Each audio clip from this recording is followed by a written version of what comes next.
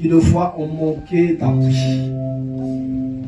Ou toi qui n'en as pas. Quand tu te tournes à gauche, à droite, il n'y a personne. Tu ne te retrouves qu'en face de Dieu. Il faut que tu comprennes que tu es une personne dangereuse et forte. Parce que l'appui de l'homme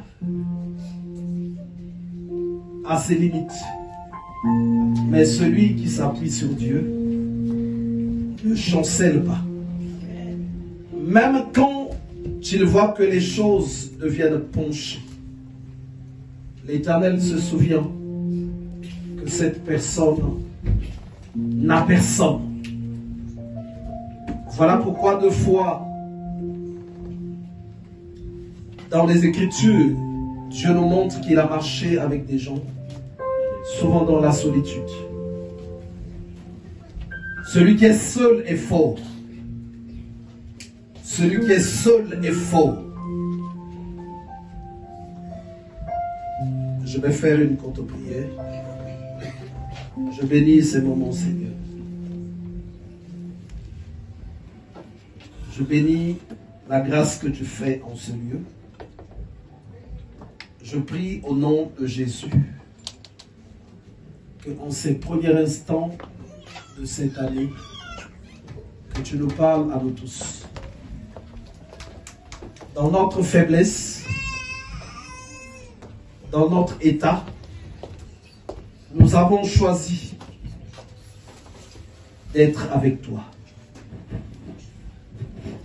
Dans ces premiers instants.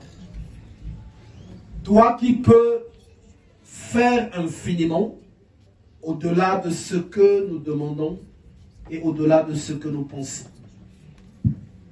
Toi qui consoles, toi qui es l'alpha, toi qui es l'oméga, toi qui peux faire ce qu'aucun homme ne peut faire pour nous. Nous sommes venus à toi, Père. Nous qui venons de la grande tribulation. Nous qui venons de la grande tribulation. Cette année a été une année accablante. Remplie de batailles, de situations difficiles. Mais ta main ne sait pas t'arrêter de s'étendre. Elle s'est étendue et nous a conduits, nous a emmenés jusqu'à ce jour. Ce jour qui est le premier de l'an. Nous savons qu'il y a quelqu'un qui est confondu aujourd'hui. Un sorcier qui avait tracé un mauvais dessein. Celui qui avait dit que nous devions tomber. Celui qui avait dit dans l'invisible que cette année, nous ne devions pas l'avoir. Il est dans la confusion. Les démons, les autels, les trônes, les pactes, toutes ces choses, ils ont échoué. Et toi, tu as triomphé. Tu as triomphé. Dans nos faiblesses, avec nos fautes, avec nos erreurs, l'ennemi se disait qu'il allait assurément gagner et remporter la victoire. Mais Job dit, mon Rédempteur s'élèvera en dernier. Amen. Tu t'es levé. Et l'ennemi s'est retrouvé dans la confusion. Alors, nous te bénissons et nous t'acclamons, Seigneur. Nous t'acclamons, Seigneur. Merci, Jésus. Merci pour ta main que tu es. Merci pour ta toute puissance. Et merci pour ta grâce que tu donnes. Il y a des gens qui combattent beaucoup. Et il y a des gens aussi de foi qui passent à côté de la mort. Il y a des gens cette année même qui ont vécu la mort dans les combats. Mais je veux te dire ceci. Si de fois tu vis des combats, des moments très difficiles, là où tu vois que tu es en train de t'enfoncer, que tu es comme en train de mourir, ne t'en fais pas. Dieu de fois choisit ces moments-là Parce que nombreux ceux qui dans le Seigneur doivent être des ressuscités. Doivent être des ressuscités. Celui qui est un ressuscité dans le Seigneur, c'est une personne qui est très forte. D'autres personnes, pendant que tu as donné la vie à Christ, tu vas constater que beaucoup de choses vont commencer à se détruire. Vont commencer à se détruire. Il faut que ton âme, ton esprit coûte un peu à la mort. Mais une mort mystérieuse. Là où tu ne serais plus rien. Là où tu verras que tu es totalement fini.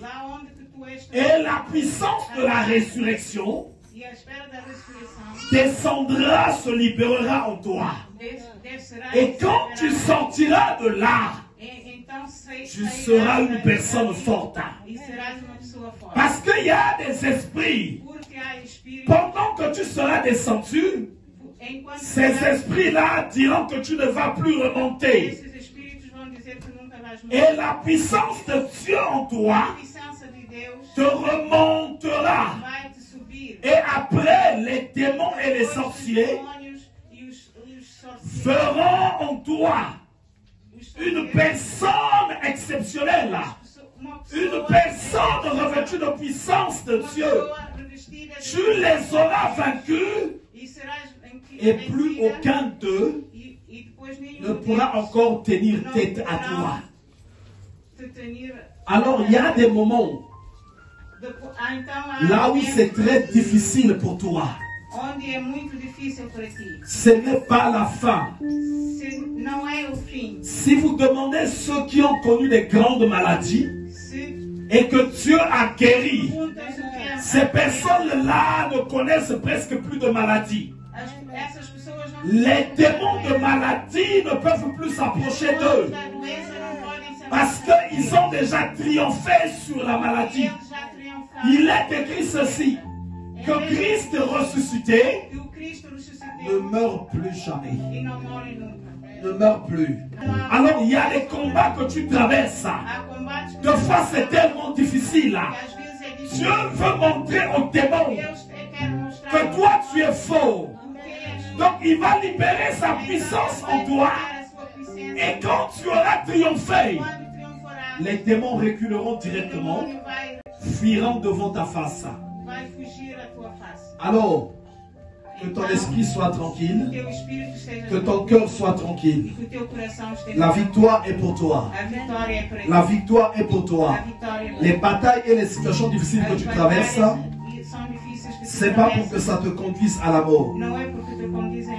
Aujourd'hui, en ce premier jour, il y a des gens qui sont venus de la grande tribulation, qui ont passé une année 2024 difficile.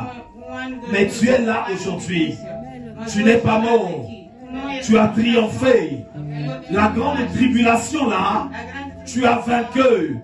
Dans le livre d'Apocalypse, il est écrit ceci, que la question fut posée. Qui sont ceux-là qui viennent avec des robes blanches?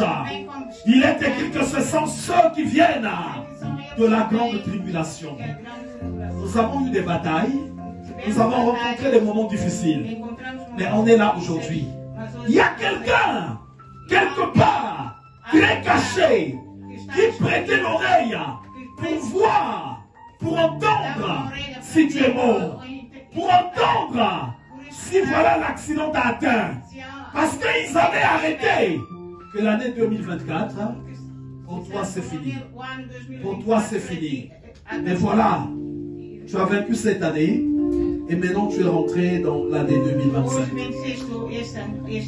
Alors honneur pour toi et confusion pour tes adversaires. Et cette année telle que tu la commences, tiens le Seigneur. Tiens le Seigneur. J'avais dit ici que l'année 2024, c'était l'année de la reconstruction. Beaucoup de personnes avaient vécu des situations difficiles. Ils ont senti des signes dans cette année que les choses étaient en train de se reconstruire. Étaient en train de se reconstruire. Mais l'année 2025, c'est ce qu'on appelle l'année têtue. l'année têtue. Parce que dans cette année, ressort le chiffre 9. Alors cette année 2025, en fait, il faut que tu dises, je dois avoir la victoire. Je dois avoir la victoire. C'est ça que tu dois dire. Les années, là où le chiffre 9 apparaît, si tu as échoué, ou si les démons ont dominé sur toi, ils peuvent dominer sur toi pendant 10 ans. Ils peuvent dominer sur toi pendant 15 ans. Ils peuvent dominer sur toi pendant 20 ans. Parce que, en fait, cette année est sur le chiffre 9. Je ne sais pas si ici il y a quelqu'un qui connaît ce que je suis en train de dire sur les chiffres. Quand on parle de la chiffrologie, le 9, c'est le chiffre têtu. C'est le chiffre têtu. 2025, 2, 2, 4, 9. Prends le chiffre 9. Fais toutes les multiplications que tu veux. 2 fois 9, 18. 1 plus 8, 9. Non, 2 fois 9, c'est ça, non? 3 fois 9. 2, 7. 9 toujours. 4 fois 9. Toutes les opérations que tu peux faire, ça te ramène au même truc.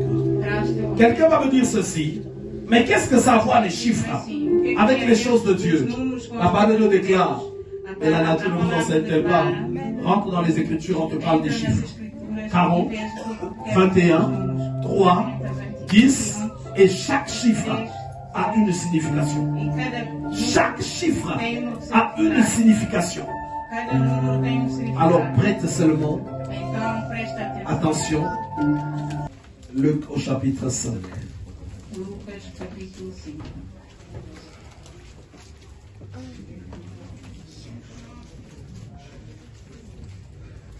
Je vais lire au nom du Seigneur. Comme Jésus se trouvait auprès du lac de Génézareth et que la foule se pressait autour de lui pour entendre la parole de Dieu, il vit au bord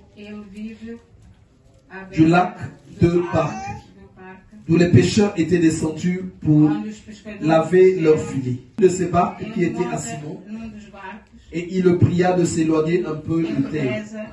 Puis il s'assit et de la barque il enseignait la foule. Lorsqu'il eut cessé de parler, il dit à Simon, avance en pleine eau et jetez vos filets pour pêcher. Simon lui répondit, Maître, nous avons travaillé toute la nuit sans rien prendre. Mais sur ta parole, je jetterai le filet. L'ayant jeté, ils prirent une grande quantité de poissons et leur filet se rompait. Ils firent signe à leurs compagnons qui étaient dans l'autre barque de venir les aider. Ils vinrent et ils remplirent les deux barques au point qu'elles enfonçaient. Quand ils y virent cela, Simon-Pierre tomba aux genoux de Jésus et dit, Seigneur, retire-toi de moi parce que je suis un homme pécheur. Car l'épouvante l'avait saisi, lui et tous ceux qui étaient avec lui à cause de la pêche qu'il avait faite.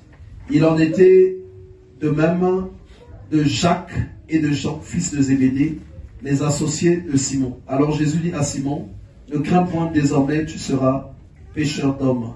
Et ayant ramené les barques à terre, ils laissèrent tout et le suivirent. Amen. En fait, pourquoi cette année sera une année particulière, une année de bataille? Parce que généralement, c'est les années où les gens sont appelés à recevoir beaucoup de choses, beaucoup de grâces. Et chaque fois qu'il y a une grâce qui brille quelque part, le monde des ténèbres le voit même avant les hommes. Le monde des ténèbres voit même avant celui à qui la grâce est destinée. J'ai beaucoup parlé les dimanches passés sur ce qui se passe avant d'obtenir quelque chose. Chaque chose que tu vas obtenir de Dieu brille d'abord dans le spirituel. Ça brille d'abord dans le spirituel. Et même souvent, les sorciers et les démons le voient avant toi. Pendant que toi, tu as fait de fois une vision, tu as fait de fois un songe, juste de vivre ordinairement, mais les sorciers détectent en toi quelque chose que Dieu t'a envoyé, quelque chose que Dieu t'a destiné. Et c'est là que les batailles souvent commencent. C'est là que souvent les problèmes commencent dans la vie des enfants de Dieu. Ils commencent à vivre des combats, mais sans se rendre compte qu'il y a quelque chose qui est en train de briller en eux. Et les mamans, souvent qui sont porteurs d'enfants, les parents qui ont des enfants, apprenez à discerner. Il y a des enfants qui sont beaucoup combattus. Depuis qu'il est né, il est grandi, il est malade. Il est grandi, il est malade. Il est grandi, il est malade. Il y a quelque chose, souvent, que l'ennemi repère dans la vie de cet enfant. Il y a des enfants qui sont appelés à bouleverser leur génération. Il y a des enfants qui sont appelés, de fois, à relever les situations qui étaient endormies dans les familles. Mais souvent, les humains ne voient pas et le monde de ténèbres est déjà informé. La parole de Dieu déclare ceci, que tout ce qui se disait de Jésus, la mère de Jésus le gardait. Or là, on est dans un temps où, même des fois, il y a des choses qui se disent sur ton enfant, il y a des choses qui se disent sur ta vie, mais ces choses-là, tu les balayes du revers de la main. Alors que ta vie à toi, la vie de tes enfants, en fait, n'est qu'enfermée dans ce qu'ils ont d'abord spirituellement. Ce qu'ils ont d'abord spirituellement, c'est là qu'est la véritable vie de tes enfants. Et quand tu ne fais pas attention, c'est là que l'ennemi va en profiter et va commencer à fourler. Il y a des choses dans le spirituel sur lesquelles on doit prêter attention. Sur lesquelles on doit prêter attention. Alors Jésus va venir auprès de Pierre et il y avait une foule qui devait être enseignée. Cette foule attendait quelque chose de la part de Christ. Et Jésus va prendre la résolution. Jésus va dire à Pierre de s'éloigner un peu de la barque. Parce que pour donner quelque chose de spirituel, il fallait qu'il soit dans certains principes. Il fallait qu'il respecte certaines règles. Et dans ces règles-là, il ne fallait pas qu'il soit une personne proche de la terre. Il fallait qu'il soit éloigné de terre. C'est là qu'il allait pouvoir communiquer. Dans ce chapitre-là, on va voir deux choses que la parole de Dieu va mentionner. Ce qu'on donne et ce qu'on reçoit. Parce que quelque part, il a donné la parole, c'est lui qui est en train de donner, et quelque part aussi, il a fait un travail pour que les gens reçoivent. Et pour pouvoir donner, il va dire à Pierre, éloigne-toi d'abord un peu. Éloigne-toi d'abord un peu. Pendant qu'ils vont éloigner les barques, Jésus va commencer à enseigner la foule. Cette foule qui attendait de recevoir quelque chose ne pouvait pas recevoir si Jésus n'avait pas respecté les principes spirituels. Alors, toute cette année 2025, il y aura assurément des gens que Dieu va équiper pour pouvoir donner quelque chose. Vous avez deux fois des gens à charge, des enfants. D'autres personnes doivent communiquer, transmettre quelque chose auprès de leurs femmes, auprès de leurs conjoints, ou bien auprès de beaucoup de personnes tout autour. Même donner l'éducation qui leur convient. Apporter quelque chose pour pouvoir réparer, pour pouvoir construire, pour pouvoir apporter des améliorations. Et ici, Jésus qui avait la connaissance, qui savait que toute chose a d'abord un caractère spirituel, ne s'est pas levé pour commencer à donner directement. Mais il a compris qu'il fallait d'abord s'éloigner. Il va dire à Pierre, rentrons dans cette barque et éloignons-nous un peu de terre. C'est là qu'on pourra transmettre. C'est là qu'on pourra donner quelque chose. Parce que l'intention peut être là, de pouvoir donner, de pouvoir apporter quelque chose, mais cependant la partie spirituelle n'est pas là. Pour pouvoir donner, il faut mélanger l'intention et la partie, les principes spirituels. Quand Jésus va dire, il faut s'éloigner un peu de la terre, Il parlait en fait de notre nature, s'il faut dire. Nous avons une nature terrestre, une nature charnelle, une nature mondaine. Et dans notre nature mondaine, il va vraiment être impossible de donner vraiment. Il va être impossible de donner vraiment avec notre nature mondaine. Alors on est appelé de nous éloigner de la nature mondaine afin que nous donnons véritablement.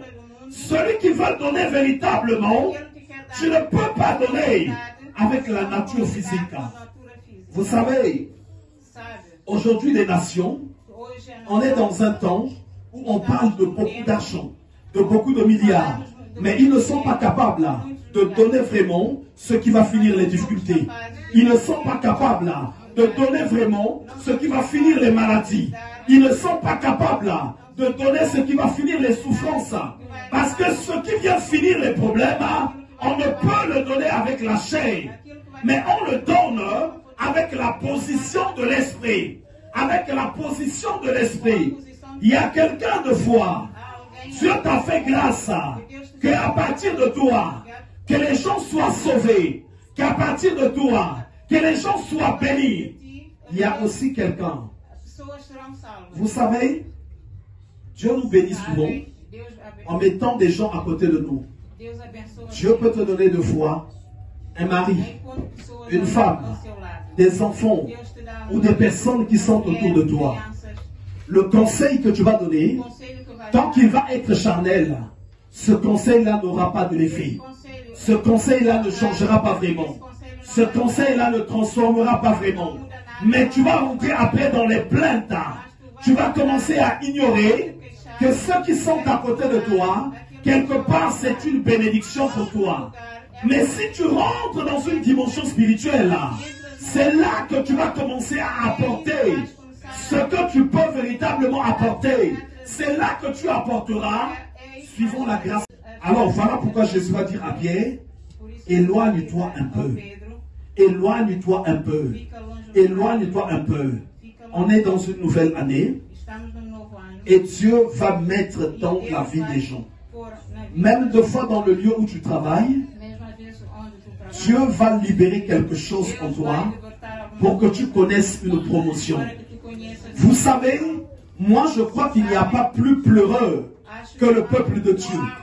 Il n'y a pas plus souffrant que le peuple de Dieu. Salomon dit ceci, il a regardé sur la terre, il a constaté quelque chose. Les princes sont à pied, ils sont dans l'abaissement, mais les esclaves sont dans des positions élevées. Et souvent, les païens, ceux qui ne connaissent pas Dieu, ceux qui ne sont pas avec Dieu, se moquent souvent de nous. Se moquent souvent de nous. Votre Dieu que vous priez est où? Votre Dieu que vous priez, qu'est-ce qu'il fait? Mais en fait, le problème, ce n'est pas Dieu. Mais c'est nous qui ne savons pas trop s'y prendre avec Dieu. C'est nous qui ne savons pas trop s'y prendre avec le monde où nous vivons. Nous sommes avec Dieu, mais nous mettons les principes de Dieu de côté. J'enseignais, je crois, pendant 2 à 3 semaines à Drancy. On a parlé d'un point très particulier avec ceux qui assistent à ces prières. Jésus va dire ceci. Laissez venir à moi les petits enfants. Ne les empêchez pas. Après, il va dire plus loin, le royaume des cieux appartient à ceux qui leur ressemblent. On a encore lu un autre verset avec eux. Jésus va dire ceci, la nourriture est pour les enfants. Jésus encore va dire, quand vous priez, dites, notre Père. Donc quand on voit les Écritures, si tu vois bien, Dieu en fait donne à celui qui se fait comme un enfant. Donc il y a beaucoup de principes, il y a beaucoup de règles que Dieu a mis en place dans les Écritures, que nous ignorons, et ça fait que souvent, nous n'obtenons pas ce que nous demandons auprès de Dieu. Et cette année, il y a quelque chose que Dieu va déverser en toi, mais cette chose ne pourra travailler si tu n'as pas compris que tu dois un peu t'éloigner de terre. Il faut que tu t'éloignes de terre.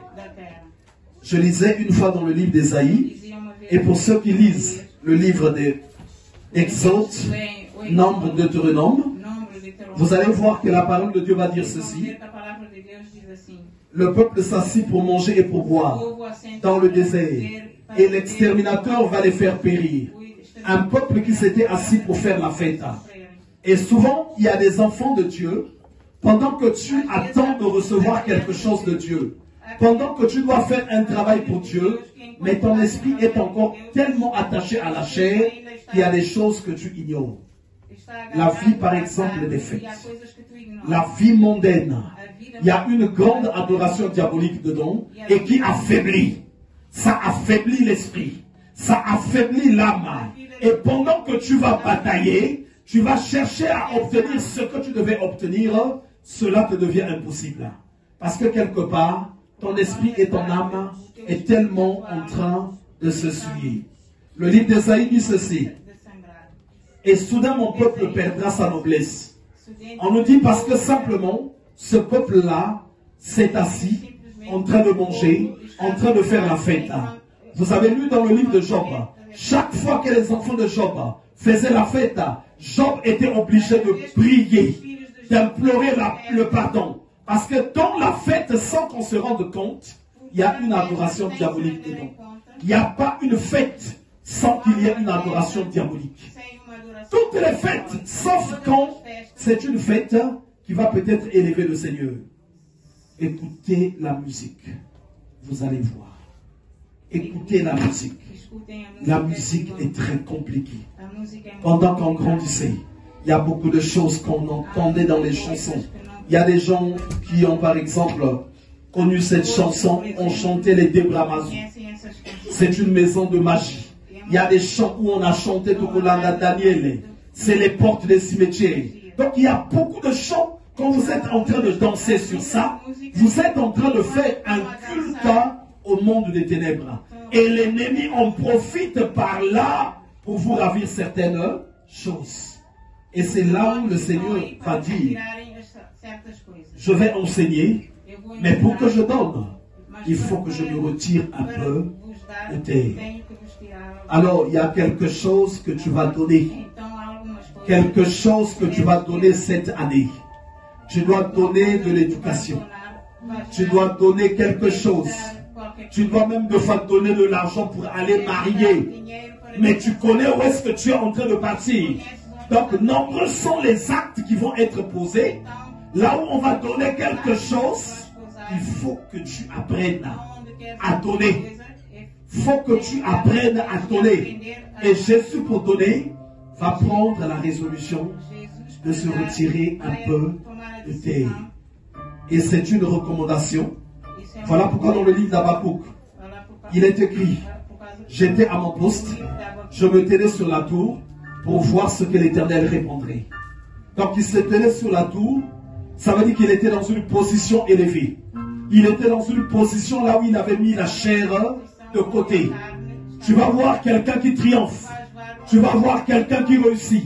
Tu vas voir quelqu'un qui gagne des victoires. Par rapport de fois à la santé, par rapport de fois à ceci, par rapport de fois à ça.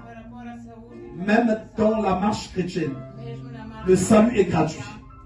Mais le miracle n'est pas gratuit. Si quelqu'un te dit que le miracle, tu vas juste le prendre comme ça, non. Le miracle est payant par un prix que tu vas payer dans ta marche avec Dieu. Il dit ceci, que nous devons acheter sans argent. Est-ce que quelqu'un comprend? Ça veut dire que tu as un prix à payer. Tu as des jeûnes, tu as des prières, tu as des fois des nuits blanches que tu vas passer pendant que les gens dorment. Mais toi, tu es en train de prier. Il y a un prix que tu dois payer. Il y a un prix que tu dois payer. Il y a un prix que tu dois payer. Et ce prix-là, quand tu le payes, ça veut dire que tu t'es éloigné un peu de terre. Pendant que il y a les membres de foi de nos familles qui sont dans différents endroits, qui font la fête, qui sont avec les amis, qui sont avec un tel. Mais Dieu compte sur nous pour leur protection. Il est écrit dans le livre d'Ésaïe, Dieu est indigné de ce qu'il n'y ait personne qui intercède. Il est indigné Ça veut dire que quand nous intercédons pas, il y a des gens qui sont exposés à la mort. Il y a des gens qui sont exposés au danger. Voilà pourquoi vous allez constater beaucoup de personnes de foi qui servent Dieu. Quand tu le regardes, il n'a pas de foi l'éclat que toi tu attendais. Parce que cette personne-là, tu vas deux fois dans sa vie, c'est une personne qui n'a que ses genoux pour pleurer, pour crier à Dieu. Et là, c'est ce que Jésus va enseigner aux disciples. Il leur dit, éloigne-toi un peu de ta barque. Il y a quelqu'un de foi dans ta famille que tu voudrais qu'il arrête avec la drogue. Tes conseils. Vous voyez les paquets de cigarettes, non? On a mis aujourd'hui tous les concerts qui existent. Cancer de la gorge, cancer de ceci. Mais la personne arrive. Il va même choisir là où il y a le plus gros cancer. Donne-moi le paquet là-bas. Parce qu'en fait, cette photo-là ne peut pas lui faire arrêter de fumer. Mais le jour où tu prends la résolution de te mettre à l'écart, tu diras de fois juste quelque chose. Tu diras quelque chose. Tu as une femme qui ne t'écoute pas. Tu as un homme qui n'écoute pas. Tu as des enfants qui n'écoutent pas. Mais tu as déjà parlé. Tu as déjà parlé. Et tu es découragé. Mais est-ce que tu sais parler? Pour parler, il faut d'abord que tu apprennes à t'éloigner. À t'éloigner. À t'éloigner. Ne compare pas avec le foyer d'un tel. Ne compare pas. Mais toi, apprends à te mettre à l'écart. Et cette année, on a beaucoup à donner parce que nous voulons qu'il y ait des grandes victoires. Nous voulons qu'il y ait des grandes victoires.